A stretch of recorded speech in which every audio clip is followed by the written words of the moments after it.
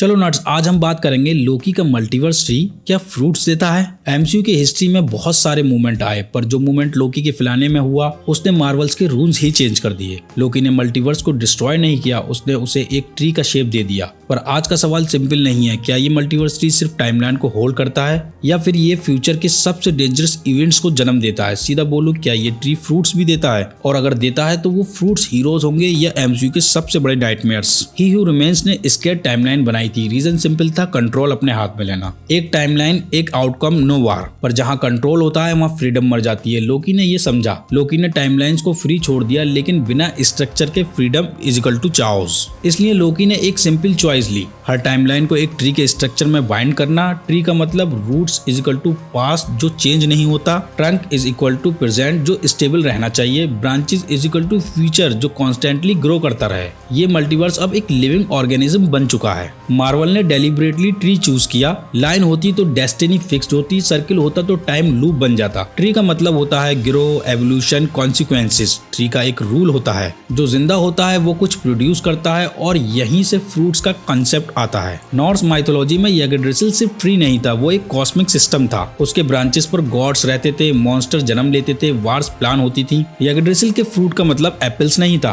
Fruits का मतलब था नॉलेज, पावर, डेस्टिनी। एमसीयू ने सेम आइडिया अडॉप्ट किया, बस लैंग्वेज चेंज कर दी। ये फ्रूट्स फिजिकल ऑब्जेक्ट नहीं है, ये इवेंट्स हैं। फॉर एग्जांपल, एक ब्रांच से एक नया एवेंजर लेवल हीरो, दूसरी ब्रांच से एक ट्विस्टेड विलन वेरिएंट, तीसरी ब्रांच से मल्टीवर्स लेवल कोलैप्स। हर फ्रूट एक रिएक्शन है, ब्रांच ग्रो करती है, बैलेंस बिगड़ता है, यूनिवर्स रेस्पॉन्स देता है, और यूनिवर्स का रेस्पॉन्स कभी सॉफ्ट नहीं होता। कैंग सबसे बड़ा विलन नहीं था, कैंग सबसे पहला फ्रूट था। लोग कंफ्यूज हो जाते हैं यहाँ। कैंग मल्टीवर्स की वजह से नहीं आया, कैंग मल्टीवर्स का रिजल्ट था। जैसे ही ब्रांचेस ग्रो हुई, वैसे ही टाइम को कंट्रोल करने वाले बीइंग्स एग्जिस्ट करने लगे। कैंग एक वार्निंग था, एंड नहीं। सबसे इंपॉर्टेंट बात, लोकी ने मल्टीवर्स को सेफ नहीं बनाया, उसने मल्टीवर्स को स्टेबल बनाया। सेफ और स्टेबल में डिफरेंस होता है। स्टेबल बॉम्ब भी फट सकता है, बस थोड़ा लेट। मल्टीवर्स अब प्रेडिक्टेबल नहीं है, पर कोलैप्स भी नहीं हो रहा। ये सबसे डेंजरस स्टेज होती है। कॉमिक में सीक्रेट वार्स तब होती है जब मल्टीवर्स रियलिटीज कोलाइड करती हैं। कॉलिजन तब होती है जब ब्रांचेस ओवरग्रो कर जाती हैं, स्पेस